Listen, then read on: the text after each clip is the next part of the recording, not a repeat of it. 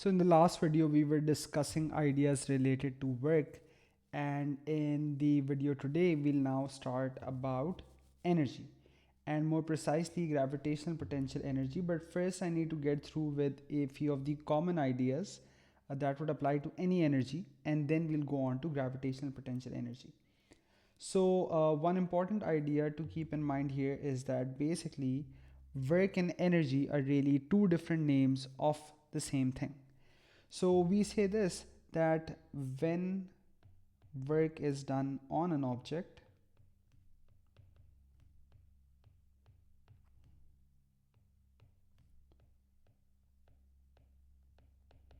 it basically gains energy. So we in a more technical way, we say this, that one or more of its energy stores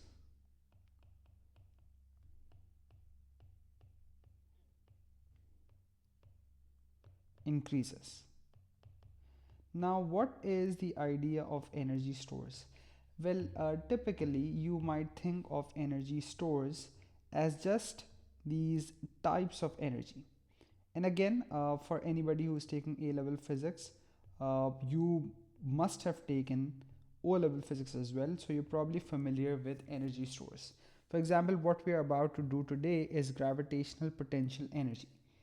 Another one is kinetic energy, right? So all of these are energy stores. So one of these is gravitational potential energy. So let's say if I have something lying on the ground, if I pick it up and I lift it, then you might also agree if I say that I do work against the weight of that object, so I give it gravitational potential energy.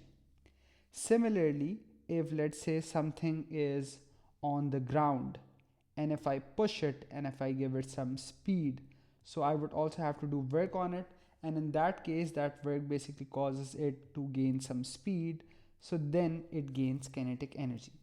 Also, the idea is that it may also increase one or more of its energy stores. So let's say if I have a football lying on the ground, I kick it, so it also gains some height, it also gains some speed. In that case, both gravitational and kinetic energy increase. Also, both of these together are classed as mechanical energy as well. So if you ever heard this term, so there's no need to get confused. He's basically talking about both of these together.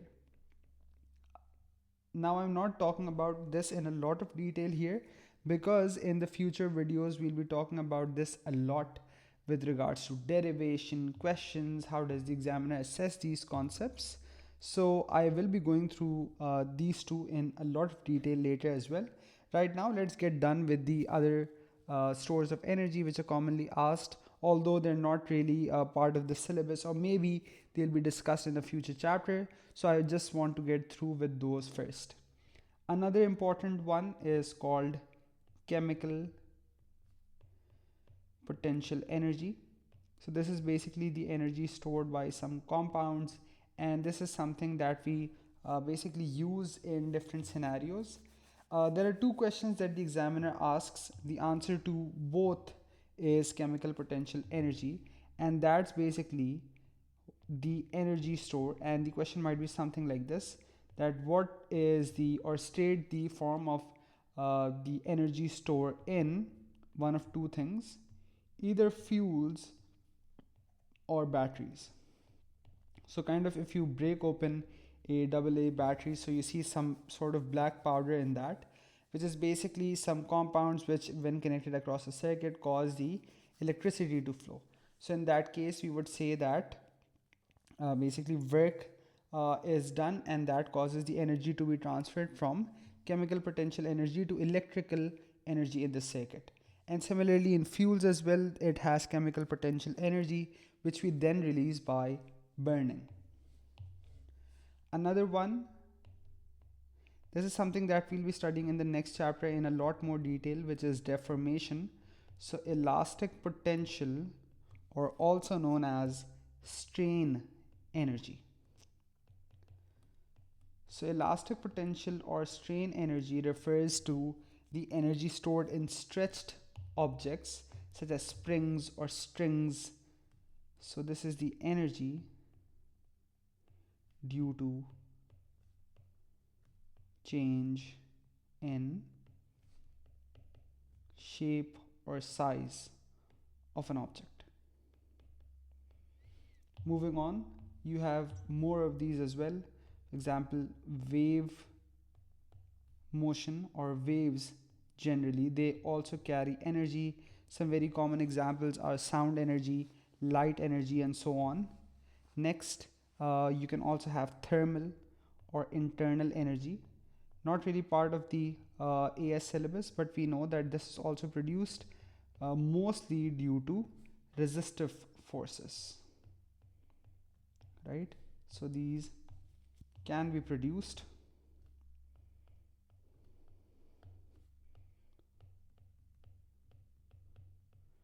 due to resistive forces, and the resistive forces uh, can be individually categorized as either friction or air resistance, or basically resistance in liquids, which is also called viscous drag.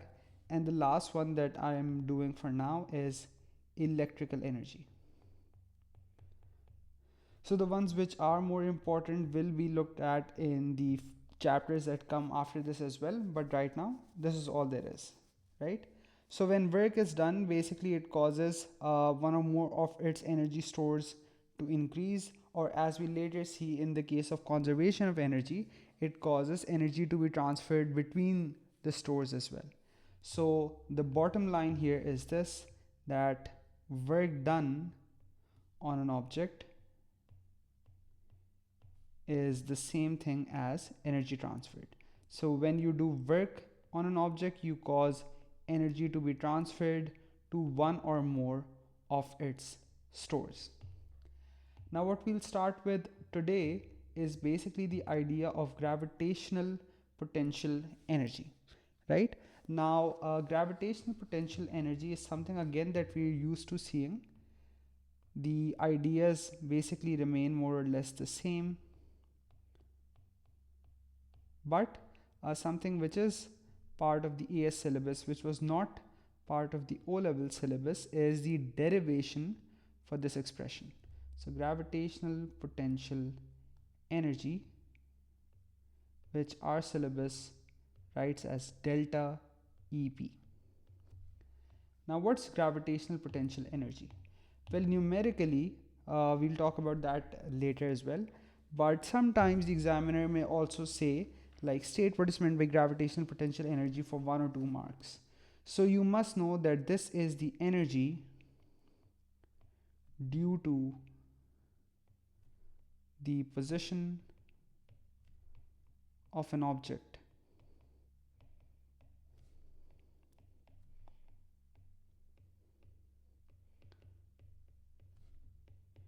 in a gravitational field. In our case, aka also known as height. And this is something that would also apply to the gravitational potential, or for example, electric energy that we'll study in A2. And the idea is basically this, that when you move against field lines, energy increases. So when you do work against a force, so when work is done against the field,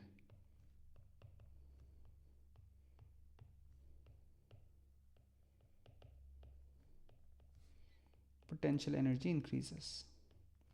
Right, so right now I'm talking about any general potential energy, not necessarily gravitational potential energy. So for example, in chemistry, when we talk about thermal expansion, we know the intermolecular forces try to pull in atoms closer to each other. If I expand those and if I try to take the atoms apart, energy is work is done against those intermolecular forces. In that case, potential energy increases as well, right? So this is the idea. Numerically, this is what we were talking about. Numerically, this is equal to work done against gravity, right? Something that we just talked about very recently.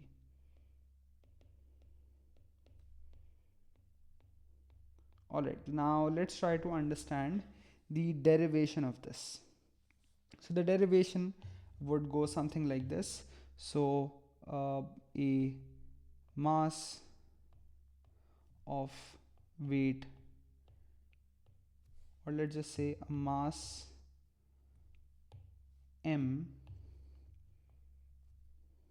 So this mass m is raised through a height delta h in a uniform gravitational field of field strength g. Find an expression for the change in GPE delta EP. All right. So this is that object, and additionally, I also forgot to write one thing here. It would say that this object is raised at constant speed. Now, because this is not your first rodeo with work energy power, you know that the reason he says constant speed is basically to tell you that there is no change in kinetic energy. So all the work we do goes in GPE and none of it goes into kinetic energy. So this is a weight which is acting downwards. This is the height it covers upwards, and this is its final position. So if we talk about the change in GPE, again, I know that's basically going to be the work done against gravity. So because of the ideas of dynamics, you can say that you have an equal force W which acts. So you can think about it like this, that initially, just for a very, very small time, the force was slightly more than W. So this object began to accelerate upwards, and as soon as it was moving, we just reduced it back down to W. So that's one way to make it move at constant speed upwards. So there's no change in kinetic energy. So what would be the work done here? So in this case, the work done is basically the force, again, multiplied by the distance moved in the direction of the force, which here is the weight, and the distance moved in the direction of the force is delta H. And W I can write as mg. So finally I can say that delta EP is equal to mg delta H, right? So mg delta H, this is the final expression for the change in potential energy. Okay, now why do we say that this is a change in potential energy? Why not just potential energy? And the idea where this delta comes from is basically this delta here, which is that I need some reference to measure my height from, right? So if there's this change in height, where is it coming from? So you might see that we basically measured our heights from here. So if this is where I measured my heights from, so that's why according to this is some change in height, right? Maybe this is on a table which is also some distance above the ground, right? So there needs to be some reference with which I would measure height, and that also then becomes a reference for my potential energy. So that is what this means. So in this expression, again, you know delta EP is said to be the change in gravitational potential energy, m is mass, g is acceleration due to gravity, or gravitational field strength means the same thing, which is 9.81 in AS, and delta H is the change in height. So you must also keep this in mind, that because you are always going to be doing work against gravity whenever you're talking about GPE, and weight is always going to be vertical, so you should always use the vertical height in this formula. Okay, apart from this, you'll also have some other questions, and we'll be looking at some of these in this video and in the next one. So also keep in mind that here I basically took the center to center distance here. It's also fine if I take the base to base distance, or if I take the top to top distance, as long as I stay consistent in what points I choose to find my GPE from, we should be fine. Oh, and I also almost forgot about this. So basically in this case, we are talking about the Earth, and near the Earth, you should know this, and this is very basic information also, by the way, that near the Earth, we know that the gravitational field lines are basically pointing downwards like this, right? So you have these field lines which are here. So these gravitational field lines point downwards. The GPE increases when you move against the field, right? So moving against the field. So when you don't go with the flow, when you go against the flow, that causes an increase in GPE and vice versa. We did talk about this above, but now I'm just formally writing this down.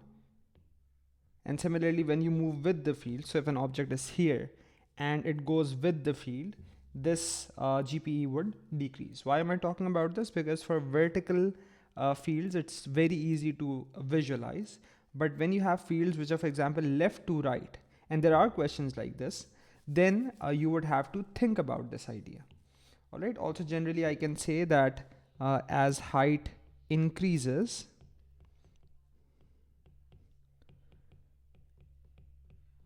the GPE store increases and vice versa. Right, so it's just a different way of writing whatever we wrote down above.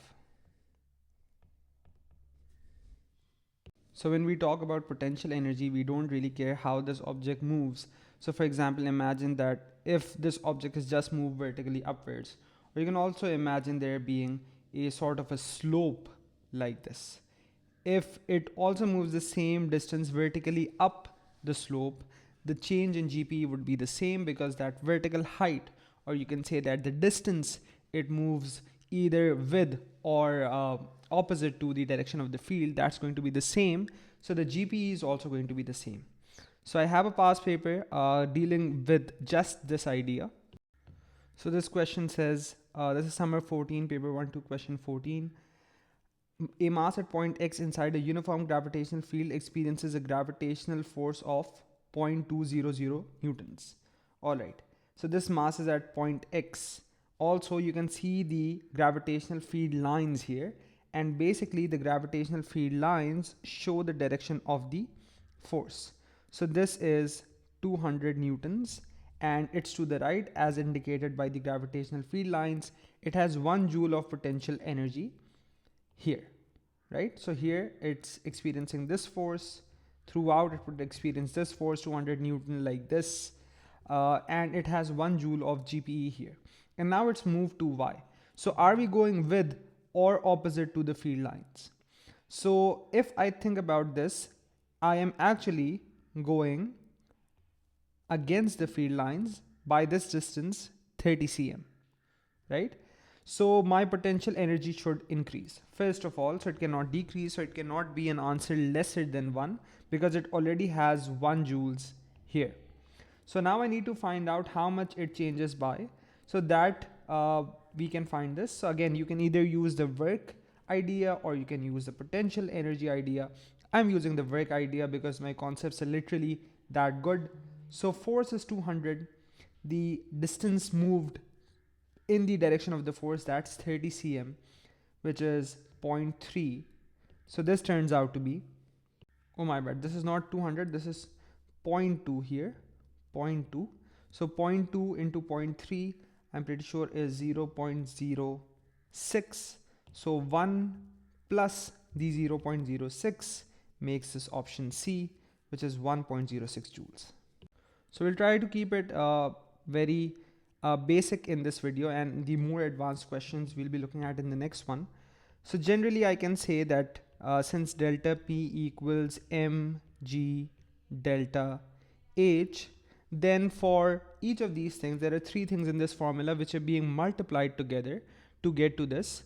The potential energy is basically proportional to all of these independently, right? So let's say if I say that mass is, or I can say that if G and H are constant, so then I can just say that delta EP is proportional to mass, right? So this is a constant, this is a constant. So delta EP is just proportional to the mass of the object. Similarly, if I want to look at G, then I would say M and H are constant. So if M and H are constant, so I can again then say delta EP is proportional to G. And the third one becomes very obvious now. If mg are constant, so in a way you can also say that the weight is constant in this case because W equals mg. So in this case you can say that delta EP is proportional to delta H here. And again, anything and everything that applies to direct proportion, such as the graphs and those things that we've studied previously, that would still apply here. So let's now go on to a past paper question, and this is where we'll end this video. So this is the reference, a very recent paper, summer 24, paper 1-3, question 17. An object is in a uniform gravitational field, right? So that means that basically G is constant. And the graph shows how the change in gravitational potential energy of the object varies with the vertical distance moved by the object from a fixed point. All right. Also, I can see that there's no mention of the change in mass because it's the same object. So M and G, both are constant, right?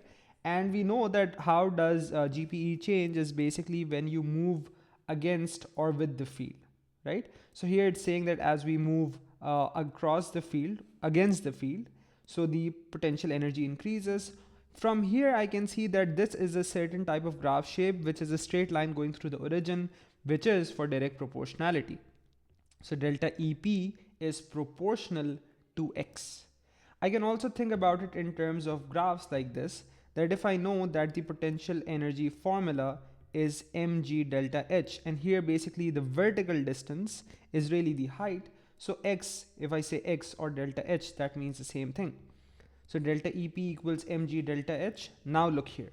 This is basically what's on my y-axis. This is basically what's on my x-axis. So all of this is the gradient. So this is the gradient, which I can visibly see is a constant, right? That's a gravitational force. That's a weight, which is mg. Which graph shows how the gravitational force acting on the object varies with distance x. So again, that's just constant, so it does not change, which is option C. So in the next video, we'll be looking at more complicated questions related to the ideas of GPE. See you there.